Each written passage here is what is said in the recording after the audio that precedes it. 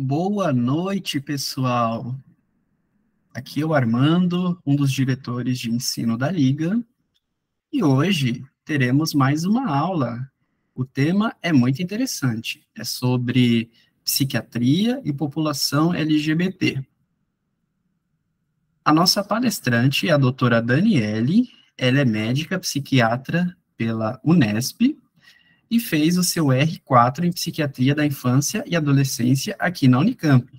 Ela também tem experiência no ambulatório de gênero aqui da Unicamp, que é um dos mais reconhecidos aqui do Brasil, e espero que todos prestem muita atenção na aula, e qualquer dúvida pode mandar aqui no chat, beleza? Muito obrigado, doutora Daniele. Oi, gente, mais um dia aqui dando aula para vocês. Eu tô meio doente, meio sem voz, gente. Se ficar meio ruim, vocês vão me avisando, tá?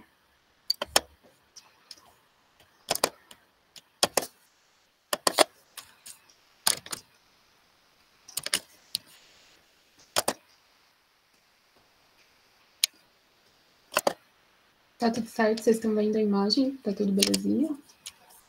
Está tudo certo. Então tá bom, gente. Eu vou falar um pouquinho sobre esse tema da população LGBT de forma geral, assim, que é um tema que eu gosto bastante. E eu tô como voluntária no ambulatório de gênero e trans da sexta-feira lá da Unicamp, né? Então eu vou falar um pouquinho sobre a minha experiência aqui no meio também. Primeiro, eu vou falar sobre terminologias, porque eu acho que vocês tiveram uma aula já, né? Mas vou falar um pouquinho mais, porque a gente vai tratando muito desses tópicos, assim, desses termos, e a gente vai jogando como se fosse uma coisa muito habitual e todo mundo soubesse, mas eu sei que vai ficando muito confuso tudo, tá? Eu acho que o primeiro... Vou tirar minha gata daqui, calma aí. Primeiro é entender que tipo, gênero e sexualidade não são sinônimos, sabe? Sexualidade é um aspecto assim da vida central do ser humano. Não tem a ver nada com gênero, com sexo, com nada disso. Então, sexualidade é o que a gente vive, assim, né? Tipo, o que isso abrange, assim, tanto o nosso corpo, nossas identidades, como a gente se expressa, o que a gente sente prazer, o que a gente não sente, questão de intimidade, reprodução. Então, assim, é um termo muito amplo, sexualidade. Já o gênero é uma questão que é uma estrutura social, uma construção histórica do que é ser mulher, do que é ser homem, feminino, masculino, e isso muda, assim, em diferentes épocas, nas diferentes sociedades. É algo que vai sendo construído. Então tem até essa frase muito famosa da Simone de Beauvoir, que é uma filósofa que falou bastante sobre feminismo, que não se nasce mulher, torna-se mulher. Então, assim, você se torna o seu gênero, né? E isso é muito diverso mesmo, assim, o que é ser mulher hoje no Brasil é totalmente diferente do que é ser mulher no Oriente Médio, que é diferente do que é ser mulher no Japão, que mesmo dentro do Brasil, assim, que ser uma mulher branca é totalmente diferente de ser uma mulher preta trans. Então, assim, isso muda muito. E nos tempos também, o que é ser mulher hoje é muito diferente do que era ser mulher 50 anos atrás, 100 anos atrás. Então, isso é muito construído, tá? Não é algo estático. E o gênero também é algo totalmente diferente do sexo biológico, né? O sexo biológico, ele é algo que é basicamente biologia mesmo. Então, assim, é baseado na questão anatômica, com os cromossomos, com as questões hormonais. Então, assim, é fêmea, macho e intersexo. E sexo biológico, tanto em diversas espécies, né? A gente como ser humano, gato, enfim. Baseado na questão biológica mesmo. E aí a gente já começa a aprofundar um pouquinho mais nos termos, né? O gênero designado ao nascimento é o gênero que é atribuído à pessoa no momento que ela nasce. Então, a partir do reconhecimento ali do sexo biológico. Então, nasceu, olhou o que tem ali no genital e fala, menino, menina, fêmea, macho. Então, o que é dado para a pessoa ali na hora que ela nasceu. Já a identidade de gênero é como a pessoa se identifica em relação ao seu gênero. É uma questão auto-atribuída a partir dessas vivências. E não tem nada a ver com o seu corpo, nada a ver com a biologia. É como a pessoa se sente. E aí é o que entra o homem cis, o homem trans, mulher cis, trans. E o que seria esse cis e trans que a gente tanto fala, né? O cisgênero é a pessoa que se identifica com o gênero que foi ali designado ao nascimento. Então, assim, é aquilo. Então, assim, eu nasci, minha mãe não sabia se eu ia ser menino ou menina, não sabia o que ia vir, olhar e falar, nossa, ó, uma vagina é uma menina. Eu cresci e eu me vejo como uma mulher, então eu sou uma pessoa cisgênero, porque eu me identifico com o que foi ali designado ao nascimento. Já o termo transgênero engloba muitas outras pessoas, mas são as pessoas que não se identificam ali com o gênero designado ao nascimento. A pessoa foi designada ali, vai ser menino, vai ser menina, mas a pessoa cresceu e não se identifica com aquilo que é proposto pela sociedade do que ser mulher ou que ser homem. E aí abre muitos outros termos, que aí entra o homem transexual, mulher transexual, gênero fluido, travesti, agênero, tá? Então, por exemplo, quando se fala o termo homem transexual, então é uma pessoa que se identifica como homem, mas que na hora que nasceu foi designado o gênero feminino. Mulher transexual, então é uma pessoa que se identifica como uma mulher, mas que teve o sexo masculino designado ali ao nascimento, tá? Vamos falar um pouquinho mais sobre isso depois. Além da questão da identidade, tem também a expressão de gênero, que é como a pessoa se expressa ali no momento, no contexto, através de, assim, como os outros além, assim, com a sua imagem, com as suas roupas, os seus adereços, gestos, jeito de falar, tá? E isso não precisa estar de acordo ali com o padrão de gênero e pode ser uma questão fluida. Então, por exemplo, assim, tem se usado muito o termo transmasculino e transfeminino, que são pessoas que não necessariamente estão ali na questão binária, homem, mas o transmasculino é quem se expressa de uma forma mais masculina ali.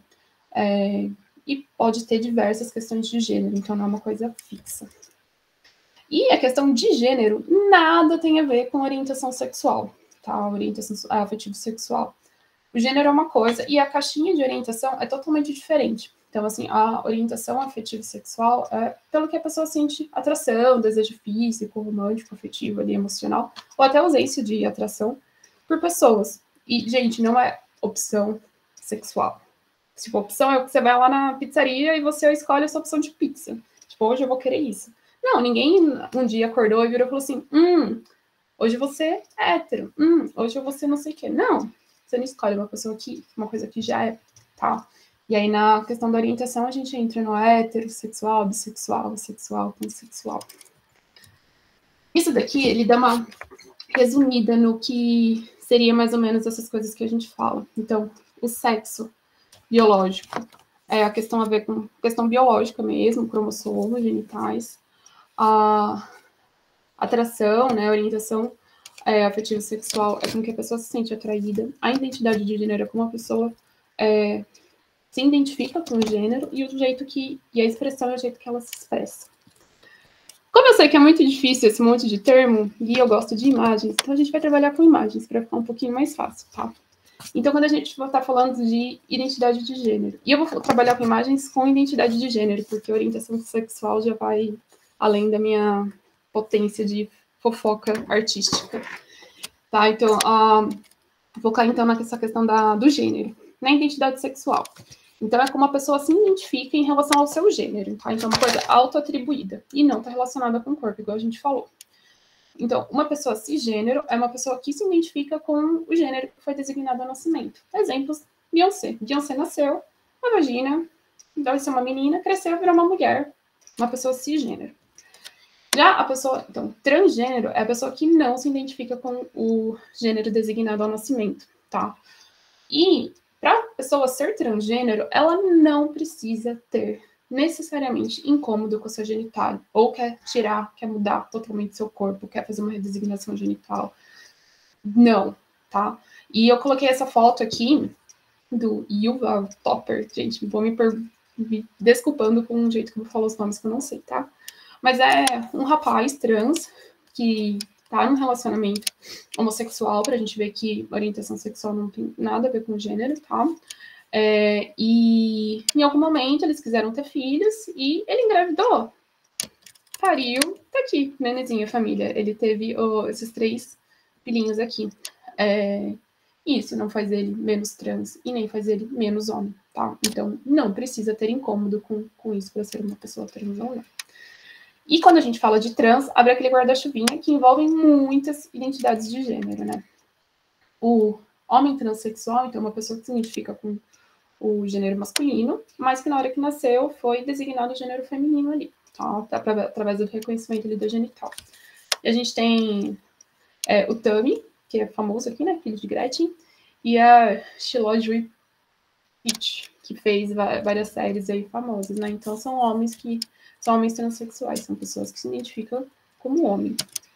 As mulheres trans já são pessoas que se identificam como mulher, mas que na hora que nasceram tiveram o gênero masculino designado ao nascimento ali. E aí a gente tem, de alguns exemplos, a Lineker, cantora brasileira perfeita. Se não conhecem, escutem, ela é muito boa. E a Laverne Cox, que é uma atriz famosíssima, né? A americana, fez Orange is the New Black.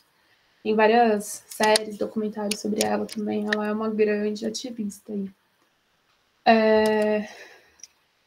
Dentro também desse guarda-chuvinha, tem identidades de gênero que são muito culturais, tá? Então, aqui no Brasil, a gente tem a identidade de gênero de travesti. São pessoas que se identificam com a identidade de gênero travesti e querem ser reconhecidas como travestis, tá? Em outros países, tem outras identidades de gêneros típicas culturalmente de cada lugar, tá? E aqui, a identidade de gênero travesti, elas se colocam muito, assim, como um posicionamento muito político, batalhando, assim, muito por direitos, por acesso a tudo, né? Sei lá, direito, qualidade de vida. E querem trazer mais representatividade, assim, para as populações que sempre foi muito marginalizada, muito estigmatizada. E tem se falado bastante sobre as travestis, assim, eu acho que a Linda Quebrada, né, foi para o Big Brother e trouxe uma visibilidade muito grande para a causa, e também hoje a gente tem outras também, né, deputadas, mas a gente tem a Erika Hilton, que é uma deputada estadual aqui do estado de São Paulo, perfeita, maravilhosa, e eu quis trazer ela, porque, assim, gente, ela tem uma oratória perfeita, assim, ela é ótima, tem vários vídeos dela que viralizaram recentemente, em CPIs, assim, ela fala muito bem e provavelmente ela ficaria muito chateada de ver essa foto que eu coloquei dela, mas eu achei que ela representando lá essa população. E aí também, então, seguindo, dentro desse guarda-chuva, a gente também tem outro guarda-chuva, que seriam as pessoas não binárias. Quando a gente fala dessas pessoas não binárias, então elas não se encaixam nesse binômio aí, né? Homem e mulher. Nessas extremidades aí, né? Preto ou branco, né? São pessoas que estão aí no meio, tá? E tem diversas identidades dentro do não binarismo que estão surgindo. Tem o gênero fluido, que são pessoas que transitam aí de um para o outro. Tem pessoas que se identificam como agênero, que seria um gênero à parte disso aí do que a gente quer. Tem os andrógenos, que falam que são uma mistura. Tem os que falam não binário transmasculino, que são pessoas que não ficam nesse binômio, mas querem se expressar de formas mais lidas como feminino. Não binários transmasculinos, que se expressam de formas mais masculinas. Tem xerogênero, que seriam muito relacionados com cores, sentimentos, enfim. E muitas coisas novas surgindo. Hoje eu atendi um rapaz que se descreveu como não binário. Aí eu falei, mas como assim não binarismo? Quer falar um pouquinho mais? Aí ele falou que ele era um demi-agênero. Então, assim, que às vezes ele se identificava à parte, outras vezes ele ficava ali no meio. Então, assim, era o jeito que ele gostava de ser chamado e beleza. E aí os exemplos que eu trouxe aqui é do Sam Smith, que surgiu bastante na mídia agora, né, com clipes novos e falando muito sobre seu jeito de vestir. E também a Emma Darcy, que ela fez a série... Ai, fugiu o nome. Game of Thrones novo, Casa dos Tronos, Guerra dos Tronos, não. Dos Dragões. Ela foi em uma das fases, ela fez a principal. Então, ela também se coloca como não binário. Tá? E aí, só falar um pouquinho sobre a questão da expressão de gênero, né, que é como a pessoa se expressa, e em determinado momento, né, isso pode ser muito fluido, né? Aqui a gente tem o exemplo da Demi Lovato, que é uma pessoa que se identifica como uma pessoa não binária, gênero fluido. Então, assim, no momento a gente vê ela uma expressão que se é mais lida como feminina, em outros momentos uma expressão mais masculino e tal. Tá? Quando a gente, então, vai para outra caixinha de orientação afetivo-sexual, a gente entra nas categorias de atração, né? Heterossexual, então, é quando a pessoa sente atração por um outro gênero, né? O homossexual é o que se sente atração pelo seu mesmo gênero, não é homossexualismo, tá? Que isso tem da conotação de doença, tá? E aí a gente tem o gay lésbico aqui também falado, né? O bissexual e pansexual é uma coisa meio controversa, assim, porque cada pessoa que se fala como bi ou pan se define de um jeito, tem uma briga entre quem um e outro. Então, assim, sempre perguntar como uma pessoa quer ser chamada e respeitar. Mas o que tem se descrito é que o bi é o que se interessa por mais de um gênero e o pan é por pessoas independentes do gênero, tá? Asexual são pessoas que não sentem atração, tem demissexual que precisam... primeiro vem a questão afetiva para depois sentir atração, então tem muitas coisas que vão surgindo aí, tá? E só um extra, assim, sabe? O termo drag queen não tem nada a ver com gênero, não tem nada a ver com orientação sexual, tá? É uma performance artística. O drag queen seria quando tem uma expressão mais feminina e o drag king uma expressão mais masculina, tá? E isso pode ser interpretado por qualquer pessoa, independente de gênero, de orientação sexual. E aqui eu trouxe algumas coisas famosas, assim, pra gente ver, né? A Pablo, que nunca escutei ela falando qual seria a sua orientação não, a sua identidade de gênero, mas é acho que uma das drags mais famosas aí brasileiras. Glória Groove, que eu já assisti uma entrevista, e ele chama Daniel, e ele falou que ele é gênero fluido, não importa de ser chamado tanto no ele quanto no ela. E eu coloquei aqui que ontem estreou o Drag Race Brasil, que é uma competição muito legal de drags, que tem pelo mundo todo, e nessa competição, já, principalmente a dos Estados Unidos, que é a RuPaul Drag Race, que é a principal, a pioneira, já tiveram pessoas cis hétero, cis homo, já tiveram homens trans, tem mulheres trans, então, assim, qualquer pessoa pode se expressar desse jeito, tá? A gente vê poucos drag kings, até uma briga que tem aí, falando que é até uma questão meio machista, do porquê que não dá tanto espaço para se expressar, porque normalmente são mulheres que fazem drag king, então talvez por conta disso, mas enfim.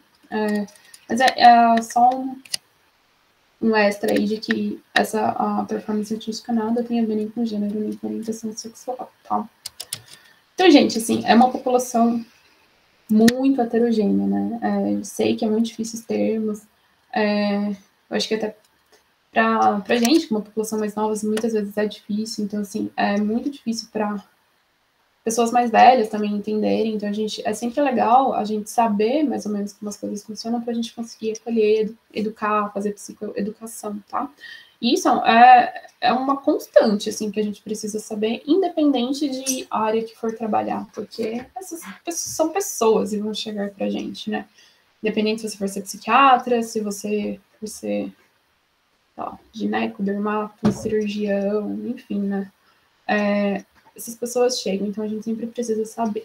E saber que esses termos são mutáveis, assim, mesmo assim, eu tinha uma apresentação dessa que eu dei há uns 3 anos atrás, lá em Botucatu, e já se mudou coisas, assim, de termos, que eu já atualizei na apresentação. E isso vai sendo, assim, né, as coisas vão mudando com o tempo, com a época, com a cultura, né, então a gente sempre precisa saber como acolher essas pessoas e entender, tá? Eu vou dar uma aprofundada na questão de gênero agora, tá? Como que se desenvolve, né? A identidade de gênero, como que a gente se reconhece, né? Tem muitos fatores, assim, que envolvem tantas questões biológicas, psíquicas de cada um, e os fatores socioculturais ali do momento, né? Então, isso é uma coisa que vai mudando ali com o sujeito, com a sociedade, né? E uma das mães mesmo que eu conversei hoje falou assim, mas isso não pode ser modismo? Eu não acho que seja modismo, sabe? Eu acho que hoje a gente está vivendo o fator cultural tá um pouco mais liberto, um pouco mais aberto do que era muito tempo atrás, né? A gente ainda tem muitas coisas a melhorar, mas hoje se tem mais abertura, se fala mais sobre isso. Então, não acho que seja modismo, eu acho que tem se falado mais, é uma sociedade que está mais aberta a pessoa se colocar com o que ela deseja ser. Então, isso envolve muito o desenvolvimento da identidade de gênero ao longo do tempo. No indivíduo mesmo, assim, focando, né, ali em torno dos 3, 4 meses, então as crianças já vão conseguindo ali distinguir um pouco do que é o feminino, masculino, discriminar, já de 1 ano e meio para um pouco para mais, já vão conseguindo ver diferenças maiores, conseguir organizar pronomes, então a criança já vai percebendo que tem diferenças. E aí essa questão de identidade de gênero, o senso da sua própria identidade de gênero, começa a ser construída e autodefinida ali em torno dos 2, 3 anos de idade, tá? Então, a questão de gênero, essa sexualidade, ela tá desde muito cedo com a gente, assim, né? Desde que nasce. O Freud fala muito sobre isso, né? A sexualidade da criança, não no sentido de sexualidade e sexo, mas é isso que molda a nossa vida, nossos desejos, e essa questão do gênero também vai sendo construída aí desde pequenininho, tá? E na criança mesmo, assim, é muito comum ela brincar, experimentar sobre essa diversidade, assim, sabe? E isso não necessariamente vai refletir como uma identidade de gênero diferente, uma incongruência de gênero no futuro, tá? Então, assim, criança que questiona sua identidade de gênero, fala que menina, a gente tem que sempre acompanhar. Isso não necessariamente vai se firmar no futuro. Como que foi visto, como é visto isso pela medicina, né? O DSM, né, que é o manual que a gente usa bastante para a saúde mental, teve várias evoluções, assim. Antes era usado esse termo transvestismo, transexualismo, e hoje a gente usa mais a questão da disforia de gênero. A disforia de gênero, ela não reflete, assim, a questão da identidade de gênero em si, mas ao sofrimento, os prejuízos e as disfunções, tanto corporais, psíquicas ou sociais, que uma pessoa trans vivencia, pode estar exposta, tá?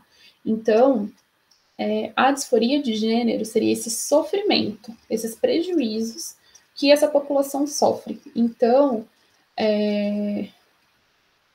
hoje, outro adolescente que eu atendi hoje, depois que ele fez a transição social, a família aceitou, tá todo mundo respeitando os pronomes, ele está sem disforia. Ele continua menstruando, ele teve um aumento de mama aí na puberdade, mas são coisas que não interferem. É um rapaz que também se coloca como não binário e se identifica como não binário e tá tudo bem, ele não tá com disforia nesse momento, tá? Então, as pessoas trans podem não ter disforia, você não estão sofrendo, não estão tendo nenhum prejuízo na escola, usa o banheiro que quer, os professores respeitam, está na escola super legal. Então, tudo bem, então não tem disforia. Então, não necessariamente uma pessoa trans vai ter, tá? Pelo CID, que é o outro material que a gente usa, né, que são os numerozinhos, também se usava o termo transvestismo, foi mudando aí, e só no CID 11 que houve uma mudança mais expressiva, né? Todos esses termos, transvestimos, estava dentro do capítulo de transtorno mental, transtorno mental e comportamental, né? Porque diferente do DSM, que são só questões de saúde mental, o CID são de todas as doenças, né? E o capítulo F é o de transtorno mental, e o travestismo estava lá dentro. Só nesse último CID, no CID 11, que saiu dos transtornos mentais, foi para um capítulo que é condições relacionadas à saúde sexual e tá como uma condição da diversidade humana não patológica, chamada de incongruência de gênero, tá? Então, não é visto mais como um transtorno mental. Bom que isso mudou nos números também, nos códigos. E é visto, então, como uma condição diversa. E se fala, então, no CID, da questão da incongruência de gênero, tá? Não tem a ver com sofrimento. Então, a gente vê que o DSM fala sobre a questão da disforia e o CID da incongruência de gênero, e uma coisa não é sinônimo da outra, tá? E uma pessoa que tem uma incongruência de gênero, então que não se identifica parcialmente ou totalmente com o gênero ali que foi designado na hora do nascimento, essa pessoa não necessariamente precisa ter disforia de gênero, tá? E essa questão da disforia também, ela é um espectro, assim, e isso vai variando muito, assim, com tempo, com idade, com cuidado, com atenção, com apoio, tá? Aqui eu coloquei uma frase mais relacionada às crianças, mas isso é para todas as idades, tá? Tem crianças que têm desconfortos muito graves, que são muito persistentes ali, e muito preocupantes em relação aos seus caracteres sexuais ali primários, mas tem outras crianças que são menos intensas, parcialmente, ou não têm, e isso também pode ser mantido tanto na idade, na puberdade, quanto na idade adulta. Por exemplo, assim, apresentações que a gente vê, assim, de crianças, né? Contar experiências do nosso ambulatório. Tem uma garotinha que ela tá com 10 anos agora e ela conta que... Ela conta, né? Ela, mãe, né? A mãe, ela não lembra de muita coisa, mas que com 2 aninhos, já ela começando a falar, ela já falava pra mãe que ela era uma menina. Já falava, assim, 2 aninhos. 2 anos e pouquinho, pegou uma tesourinha de escola e tentou cortar o pênis fora. Então, assim, muito novinha, uma questão muito intensa. Com 6 anos, 6 anos é a fase, normalmente, que a criança começa a perceber a morte, a questão da finitude. Ela fez uma tentativa de suicídio, tomando remédio, e falou para a mãe que não é que ela queria morrer, ela só queria morrer um corpo de menino e nascer num corpo de menina, e queria viver o resto da vida de menina. Então a gente vê como uma questão muito grave, né? E agora ela está entrando na puberdade e tá aumentando os caracteres sexuais, né? Então, secundários estão aparecendo. Então, assim, ela está ficando com muito mais disforia, está bem grave, está entrando num quadro depressivo. Então, é uma disforia bem persistente, bem grave. Mas tem uma outra garotinha lá que está com a gente na infância, que fez com 8 anos, que começou a falar que era uma menina, que era uma menina, não queria mais ser menino, mas fez a transição social, deixou o cabelo crescer, tá usando ali suas roupas e tá tudo bem, tá super feliz agora, tá sendo chamada pelo feminino. Ok, não tá mais com disforia. Na adolescência, na pré-adolescência, quando começa a surgirem os caracteres secundários, é uma época que normalmente piora a disforia, mas isso também pode ser mais intensa, menos intensa. Então, assim, é uma questão de espectro, flui muito. E normalmente se começa a ter um atendimento, pessoas que acompanham, que acolhem, essa disforia tende a diminuir. Se começa a fazer um tratamento hormonal, pode diminuir. Então, é muito variável, tá, gente? E pensando no perfil epidemiológico, tem muito poucos estudos sobre disforia em criança e adolescente, tá? Mas fala assim que em torno de 1 a 2,7% das crianças podem ter alguma coisa.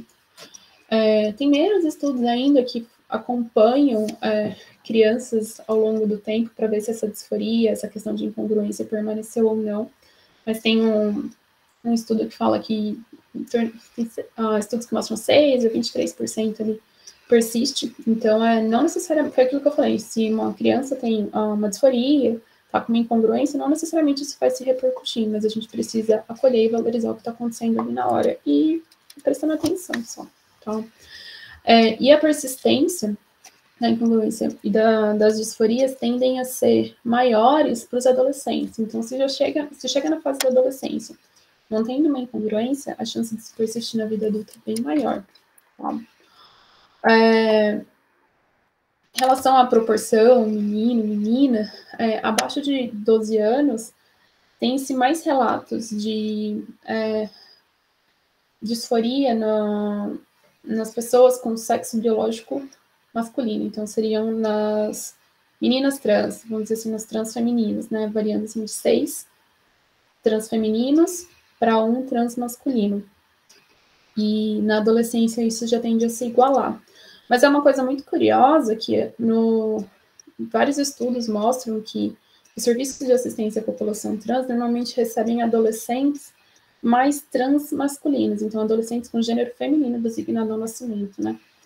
Por que isso acontece? Será, né, que tem esse relato lá na infância de terem mais trans femininos, mas chegarem para um cuidado mais trans masculinos, né? Será que também não tem a ver um pouco com essa questão de preconceito, aceitação da família? Porque uma coisa que é muito enviesada da nossa população, do nosso ambulatório, é que são pessoas, são adolescentes, são crianças que têm algum apoio da família, né? A família leva. Então, a gente tem esse olhar totalmente enviesado, né? Que muitas vezes não é o que acontece. Então, será que é mais fácil aceitar um trans masculino numa família do que um trans feminino? Fica aí coisas pra gente pensar, tá? E como funciona o tratamento, né? Vou falar, assim, de forma meio que global e depois eu dou uma aprofundada na questão das idades. O acompanhamento de saúde mental pode ser feito por quem se sente seguro, quem se sente apropriado, não necessariamente precisa ser num centro especializado, tá? Mas tem que ser uma equipe que tem que ter um mínimo de noção sobre a coisa ali, né? Não dá pra... Um desses pacientes que eu atendi hoje falou que foi numa gineco e que a gineco foi super escrota com ele, falou um monte de besteira pra mãe, a mãe saiu de lá, tipo, eu tô aceitando meu filho, aí alguém vem falar isso pra mim, então assim, horrível. Então não dá pra fazer um tratamento, fazer um segmento com alguém assim, né? Tem que ser quem se sente seguro ali pra fazer isso. E esse tratamento mais geral, assim, tá? Depois eu vou aprofundar nos tratamentos mais médicos. E isso tanto assim pra questão de saúde mental, tanto médica quanto psicológico também. Durante o tratamento, assim, é importante a gente ir avaliando ali a intensidade dos desconfortos, das disforias, sempre, e muito pela psicoeducação, principalmente pensando ali na criança e adolescente, quando chega pra gente, sempre, assim, conversar muito com os pais, explicar, dar material de apoio, sempre tirar dúvidas, nunca julgar. Então, muitas vezes os pais vão chorar, assim, sempre tem um momento com os pais de apoio. Fala assim, eu entendo o seu sofrimento, eles falam muito de luto, tô vivendo luto pela minha filha, e tô vendo nação filha, então precisa dar esse apoio para eles. E sempre apoiar ali a transição social, de acordo com o que a pessoa quer, né, na velocidade que quiser, tá apoiando a família, trazendo para perto. Os tratamentos médicos, como que funcionam? Assim, tem que ser feito, pensando na população pediátrica, por um endócrino prédio, e a população adulta pode ser feito por algum médico que se sente capacitado para isso. Então, assim, não tem maiores exigências. Pode ser endócrino, pode ser gineco. Tem médicos generalistas que fazem curso e fazem harmonização. Então, a população adulta é bem mais tranquilo de fazer a parte hormonal. Tá?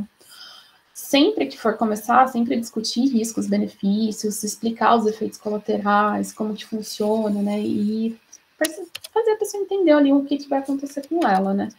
Para as crianças e para os adolescentes, conversar sempre com os pais também, explicar isso, né? E tem basicamente 3 tipos de tratamento, assim, para a questão, envolvendo a questão de gênero. Tem o que a gente chama de bloqueio puberal, terapia de hormonização cruzada e os tratamentos cirúrgicos posteriores. Como que é o bloqueio puberal? O bloqueio puberal, ele é usado para bloquear a evolução da puberdade. Então, entra-se com uma medicação, que eu não vou lembrar o nome, mas que bloqueia a evolução. Então, é um agonista de GNRH, não vou lembrar o nome comercial do remédio. Quando que a gente pode fazer isso daí? São em pré-púberes aí, né, que estão entrando na puberdade, até no máximo na fase 4 de Turner. Isso tem que ser muito avaliado. E quando que a gente pensa em fazer esse bloqueio puberal, né? Quando a gente vê, por exemplo, dessa menininha que eu falei, que está tendo uma disforia muito grande agora que está aparecendo os caracteres secundários. Então, a gente bloqueia para impedir essa evolução desses caracteres, que são, por exemplo, mais difíceis, assim, de reverter depois, assim, sabe? E faz ali a adolescente vivenciar sua variabilidade de gênero, por exemplo, assim, você bloqueia e dá mais tempo ali, fica meio que presa naquele corpo de criança, não evolui. Então, dá para ir fazendo sua transição social, testando outras coisas, e depois que, se a pessoa, tipo, desistir, falar, não quero, não tô, sei lá, acho que sou cis, não deu, não foi para mim, é algo que é totalmente reversível, tá? E Então, esses daqui são os critérios para fazer o bloqueio, tá? Então, quando tem a disforia, começou muito forte, agravou ali na puberdade, tem que ter já essa relato aí anterior de já uma incongruência. E uma coisa que é extremamente importante falar é que o bloqueio puberal, ele só pode ser feito em hospitais e escolas, tá? E aqui no Brasil, a gente só tem, eu não sei se 4 ou 5, eu acho que estava para abrir o 5º local que faz isso.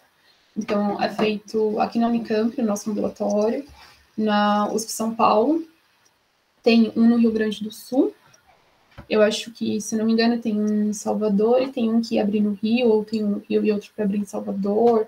Parece que estava para começar planos assim de um em BH, mas é algo, são muito poucos lugares, tá? Então, não é qualquer lugar que dá para fazer isso. Então, é muito documentado, muito certo. Precisa da autorização dos pais, eles vão fazer parte dele o tempo todo. E se a pessoa desistir e não quiser mais, para, e é algo que é totalmente reversível. Então, e só outra observação, problemas psicológicos, comorbidades psiquiátricas, isso não impede que faça o tratamento, tá? Então, se está tratando um quadro depressivo, ansioso, isso não impede de fazer bloqueio puberal, tá? O que vai impedir por exemplo, quadros psiquiátricos muito graves, pessoas que, se de forma geral, tanto bloqueio quanto hormonização cruzada, pessoas que o Hamilton fala muito de uma pessoa que sempre quando entrava num quadro maniforme, num bipolar, se falava que era uma pessoa trans. Então, não, aí a gente não vai fazer isso, né? Porque quando tá adoecido que tem essa questão, não é algo que se mantém, tá? Então, só esse parênteses. E aí, então, a hormonização cruzada. Já é um outro tratamento, ele já é parcialmente reversível, ele não é totalmente reversível igual o anterior, o bloqueio. Ele é feito para feminilização com estradiol e para masculinização com a testosterona. Aqui no Brasil, ele é permitido a partir dos 16 anos, com autorização e também exclusivamente em hospital-escola ou no SUS, tá? Então, lugares muito credenciados. E aí são nesses mesmos outros lugares. Então, menores de idade, menor de 18 anos, com incongruência de gênero, para fazer tratamento hormonal, precisa estar em um desses centros de referências que são muito raros no Brasil. Então, é um luxo realmente a gente ter isso aqui na Unicamp, a gente ter essa oportunidade de trabalhar com essa população. Uma coisa muito rara. E vocês passam, né?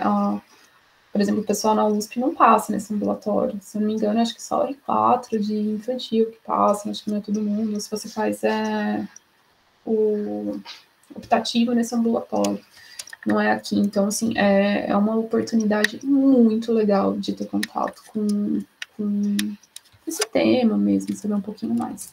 Tá? E os tratamentos cirúrgicos? Já aí são tratamentos que são irreversíveis, né? Sei lá, o máximo que daria era para tirar uma prótese, né? Mas são coisas muito mais invasivas. Então, isso é proibido de ser feito antes dos 18 anos aqui no Brasil, tá? E para fazer esses procedimentos cirúrgicos, tem que estar vivendo já o seu gênero desejado há pelo menos um ano, tem que estar fazendo uso de tratamento hormonal há pelo menos um ano, pelo menos isso no SUS, parece que tem alguns particulares que estão fazendo sem tratamento hormonal, mas pelo SUS precisa estar fazendo, então, o bloqueio não, a harmonização cruzada, tá? E os tipos, tem várias cirurgias, assim, né? Mas temos as de redesignação genital, então, que faz o neopênis ou neovagina. Tem as cirurgias mamárias, tanto a mamoplastia masculinizadora quanto a mamoplastia feminilizadora. Dá para fazer a coloquei tireoplastia, mas não. Fazer aqui da cartilagem picoide, feminização facial, tem vários tipos de cirurgias que estão surgindo, tá? Mas isso só pode ser feito depois dos 18 anos, tá? E até um dos vídeos que viralizou bastante da Erika Hilton falando é sobre uma CPI que está acontecendo nesse momento, sobre a proibição de tratamentos na infância e na adolescência de crianças e adolescentes com incongruência de gênero, e tá uma barbaridade, um monte de bizarrice sendo falada, que faz procedimento cirúrgico em criança, que tá mutilando crianças. Gente, nada disso, assim, é um monte de absurdos que tá sendo falado, de pessoas que não têm a mínima noção de nada. Nem de desenvolvimento de sexualidade, nem sobre questões de gênero, muito menos sobre esses tratamentos. Então, assim, bem resumindo, esses 3 tratamentos que a gente tem. Bloqueio puberal, totalmente reversível, é para bloquear a puberdade, a evolução da puberdade. Parou de tomar medicação, a puberdade vai voltar normalmente e vai se desenrolar como se não tivesse nada acontecido. A hormonização cruzada, a partir dos 16 anos, é parcialmente reversível, precisa de autorização dos pais. E cirurgias só depois dos 18, já estando vivenciando aí seu gênero, fazendo tratamento hormonal associado. Então, vou dar um foco maior agora em saúde mental. Para falar, eu acho que de saúde mental, eu não tem como fugir desse modelo de estresse de minorias. Não sei se é um termo que vocês já ouviram falar, mas isso se remete a populações minoritárias. E minoritárias não necessariamente em número, mas são populações que são negligenciadas e têm menos acessos a direitos, a oportunidades, simplesmente por serem quem são, tá? E essas populações minoritárias, que envolvem tanto população LGBT, minorias religiosas, população negra, que, assim, é a maioria do Brasil, mas é considerado minoritário por conta de menos direitos, né? Menos acesso às coisas, tanto legais, de saúde, enfim. Essas populações minoritárias, elas experimentam ao longo de suas vidas diversos estressores específicos de cada uma, crônicos, e isso vai se gerando danos à sua saúde mental.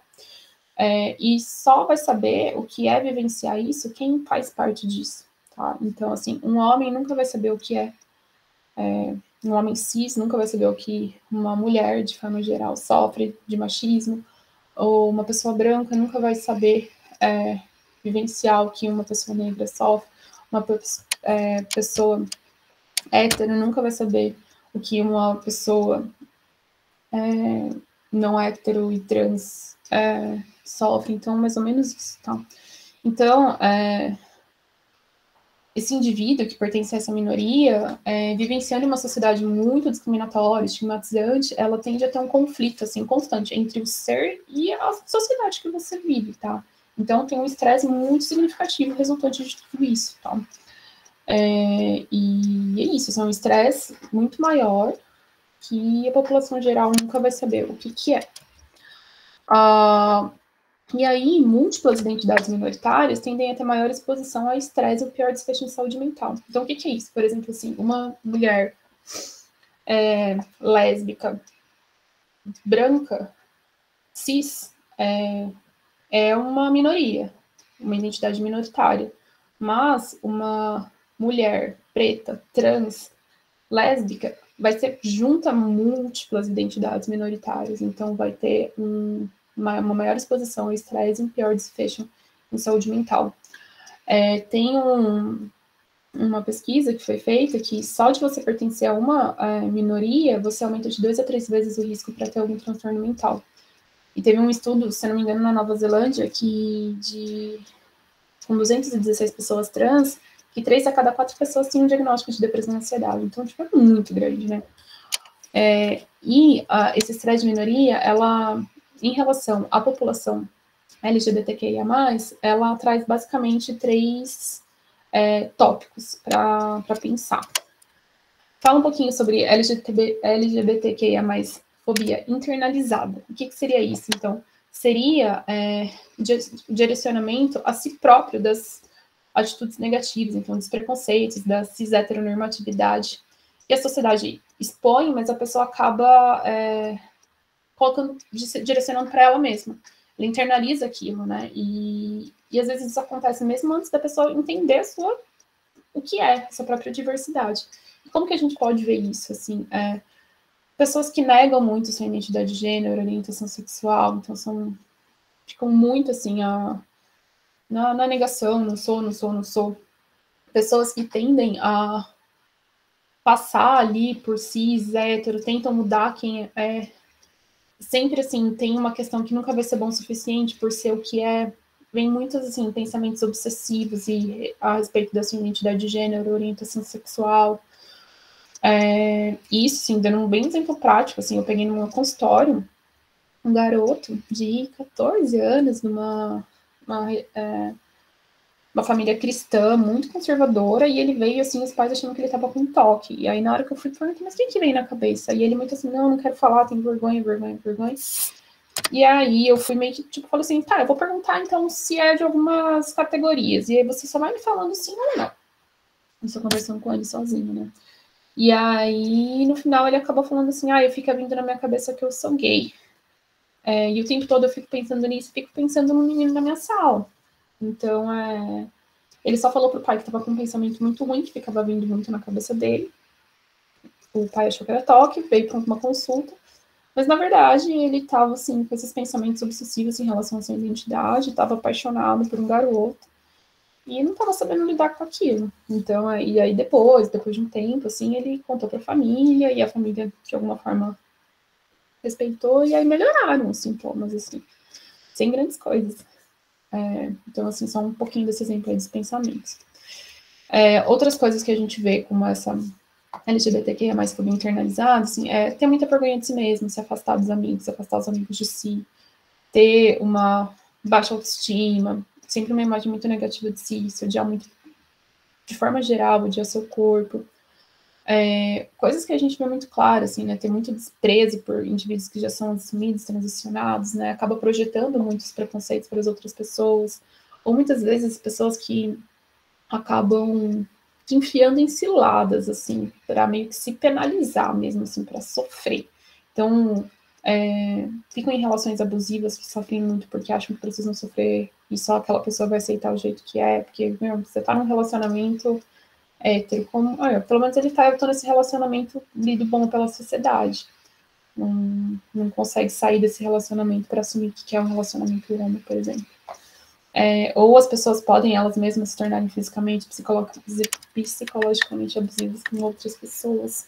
Um outro tópico que se fala desse estresse de minoria tipo, da população LGBT são muitos estigmas, né? O que é o estigma, né? É só por uma marca que a pessoa possui, algo que a pessoa que exclui ela das demais, assim, né? Diminui seu valor em relação ao resto, né? O que a pessoa pertence. Então, tipo, só de você saber que você é estigmatizado por simplesmente ser o que você isso traz muitos problemas, né? Assim, a questão de saúde mental, isso pode ter muitos impactos, né? De formas globais, né? Por exemplo, um rapaz, sabe? Uma pessoa, nem vamos por sei lá, um rapaz muito afeminado. Tem medo, pode ter medo, assim, de andar na rua, e isso vai ficar hipervigilante o tempo todo, com medo de ser desrespeitado, ser agredido ali, pelo menos por ser o que é. Tá sempre em uma constante incerteza nos relacionamentos com outras pessoas, sempre, assim, muita desconfiança, muito medo do que pode acontecer, sempre achando que vão rejeitar, sempre muita desconfiança de tudo. E muitos usam técnicas para tentar se esconder, ficar se contendo seus jeitos, contendo sua expressão. Imagina assim, você está o tempo todo gastando energia para tentar se esconder com medo, inseguro. Então, isso é um estresse psíquico gigantesco, gigantesco. Isso tudo só para você tentar se adaptar ali a um meio dito como que deve ser de um jeito só, né? Cis heteronormativo aí, né? E um outro tópico que o estresse de minoria fala é sobre as experiências de violência e preconceito, né? Que aí é a forma mais explícita, eu acho que clara, do que é um estresse de minoria, né? São as violências que sofrem, né? Isso vai desde bullying na escola, agressões físicas e verbais que acontecem em ambientes domésticos, fora. Quantas pessoas LGBTs não são expulsas de casa simplesmente por serem, né? são agredidas, né, mortas. E só, assim, ter menos direitos e privilégios do que pessoas cis, heterossexuais, e pensando, assim, abrangendo, né, mais, assim, pessoas, sei lá, vai ter menos direitos que pessoas brancas, que homens, né? Uma vez eu li um livro da Jamila Ribeiro, que ela fala assim, que quanto mais longe do pilar hétero, cis, branco, homem, cristão você está, mais violências e estresse você vai vivenciando. E é bem isso mesmo, né? Então, assim, a nossa sociedade é moldada por homens brancos, cis e héteros, né? Então, é isso. E só lembrando que o Brasil é o país que mais mata a população LGBT, né? Uma morte a cada 34 horas. É muito, muito triste isso. Isso daqui eu acho que é só de pessoas trans, se eu não me engano. Gente, eu coloquei isso faz um tempo, mas eu acho que uma morte a cada 34 horas são de pessoas trans, não da população LGBT como um todo. Tá? E aí não vou falar assim absurdamente de cada pontinho assim de transtornos diagnósticos, mas só para ver um pouco como que essa população é muito mais afetada por transtornos mentais. Transtorno depressivo, né? A população trans, tem estudos que mostram, assim, da população, 44% da população trans tem algum diagnóstico de depressão, sendo que, ficou errado, a população geral, cis, é 13,3%. 20% dos adolescentes trans têm transtornos depressivos. E uma coisa que eu achei muito legal, que tem um artigo que mostra que crianças trans que têm suporte social, suporte familiar, não tem maior adoecimento do que crianças cis. Então, mostra muito a pureza da criança aí, né? Se tem apoio, ela só vai vivenciando o que ela é, né?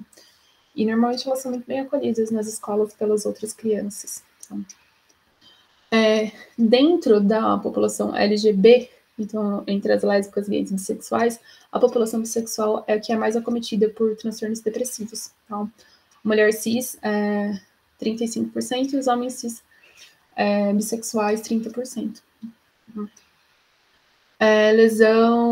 Autolesão não suicídio, então os cuttings. População cis hétero, em torno de 14,57% ao longo da vida, e a população trans vai para quase 50%. Suicídio, 2 a 4 vezes mais chances de cometer suicídio do que a população geral. Transtornos ansiosos. Então, transtorno de ansiedade generalizada. População trans, 38%, população homo. 1,5 vezes mais chance que população hétero, população geral aí, homens 14% e mulheres cis, 30%. Transtorno de pânico. População trans, 13%, população cis gay bi, 4,7% mais chances do que os homens héteros. Isso população, os homens cis, tá? Gays e bi. Sendo que a população geral, 1,5% de transtorno de pânico. O transtorno de ansiedade social, que seria a fobia social. Homens cis, gays, 2 a 3 vezes mais que homens cis héteros. Transtornos obsessivos compulsivos. População trans, 9,8%, sendo que a população geral é em torno de 1%. Transtorno de estresse pós-traumático, transtorno de estresse agudos, transtorno de adaptação. Não achei números em si, mas tudo fala sobre um risco muito maior de você ter, né, esses transtornos relacionados a estresse e traumas, porque essa população tem muito mais chance de vivenciar eventos estressores ao longo de sua vida. O uso de substâncias. Minorias sexuais. Aqui, as substâncias ilícitas, 7,6%, sendo que a maioria, 2,8%. Dependência de álcool, minoria, 15%, maioria, 6%. Cocaína, 8%. Minoria, maioria, 3%. Anfetaminas, 4%. Minoria, maioria, 1%. Então, tudo na minoria sexual tem uma porcentagem maior. Esses daqui são alguns dados dos Estados Unidos, porque tem muito poucos dados, esses daqui são dados brasileiros, mas esses daqui são dos Estados Unidos porque não tem tantos dados brasileiros. Só que fala um pouco sobre álcool e tabaco na população cis, esse daqui dos dois cis, mas aqui héteros e aqui gays, lésbicas e bi. Então, a gente vê que tem uma prevalência muito maior na população não hétero. E aqui, outras substâncias, então maconha, analgésico, cocaína, enfim, essas outras êxtase, anfetaminas. Aqui a gente observa também em todos, na população lésbica, gay e bissexual, uma porcentagem muito maior. Então, só um dado, dentro da população trans, a gente tem uma incidência maior de autismo também.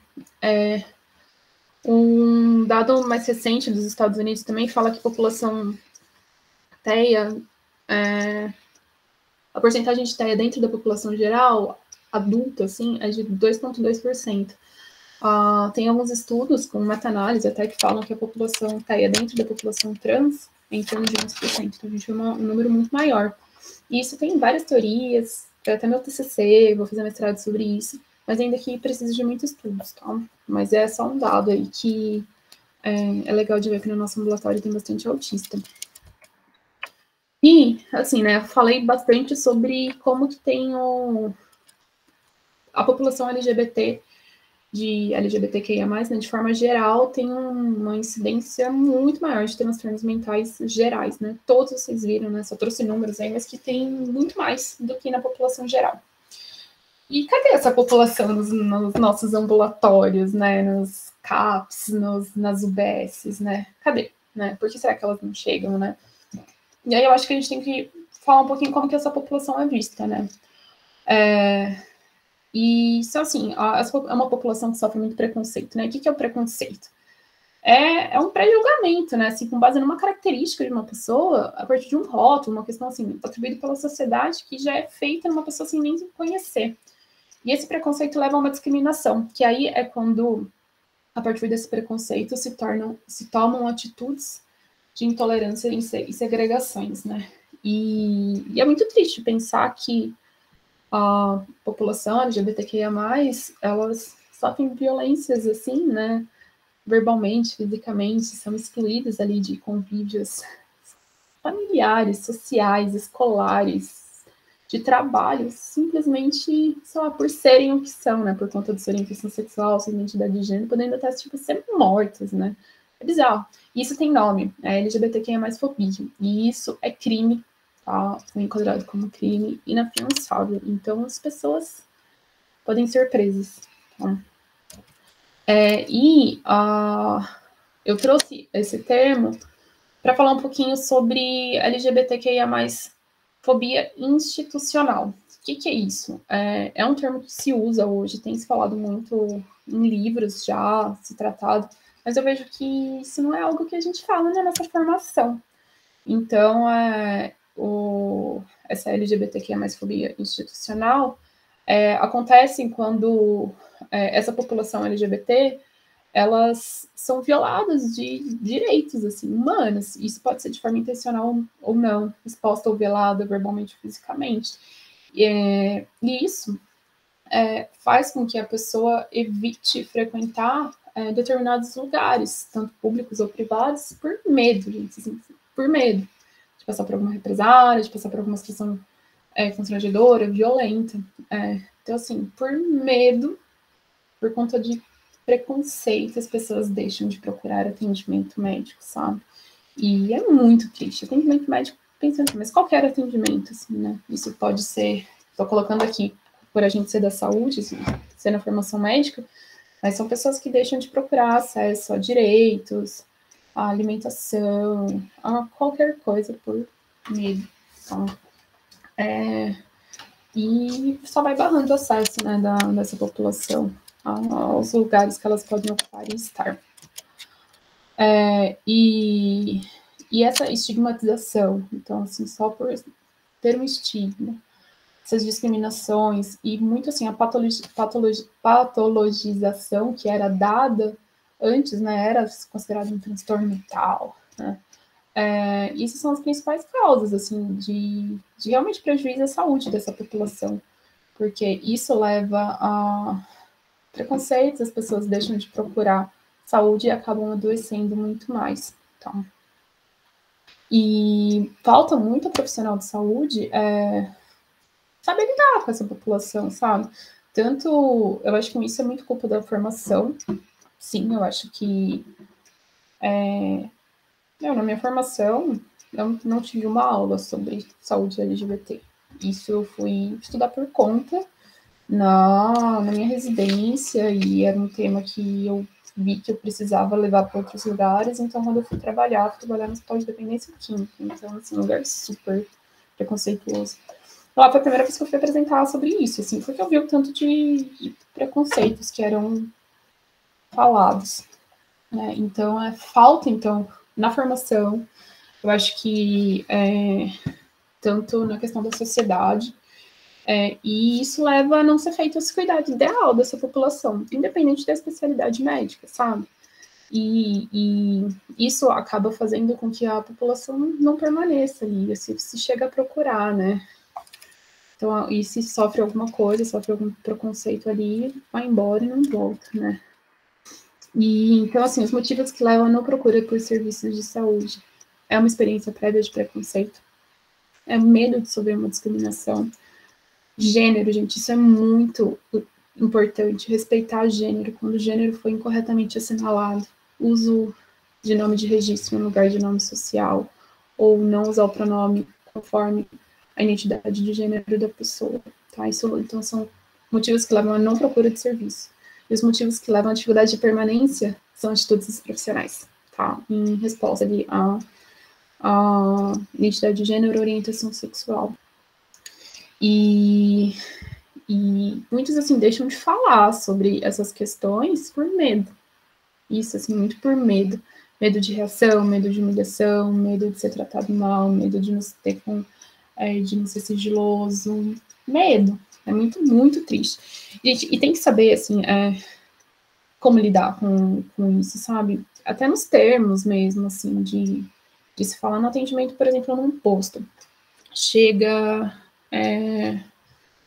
uma mulher trans, até assim, uma coisa básica, assim, termo camisinha feminina, camisinha masculina.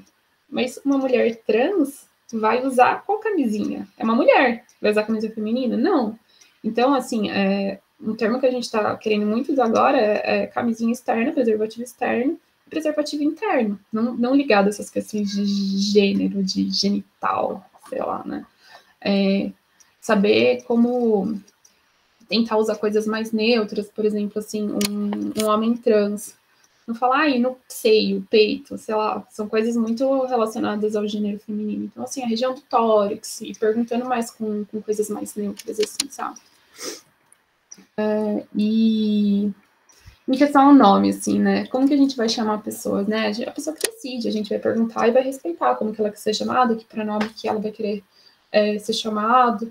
E, gente, parece um negócio absurdo, mas na hora que você começa já colocar no seu dia a dia, vai sendo muito prático. Assim, como que você quer ser chamado?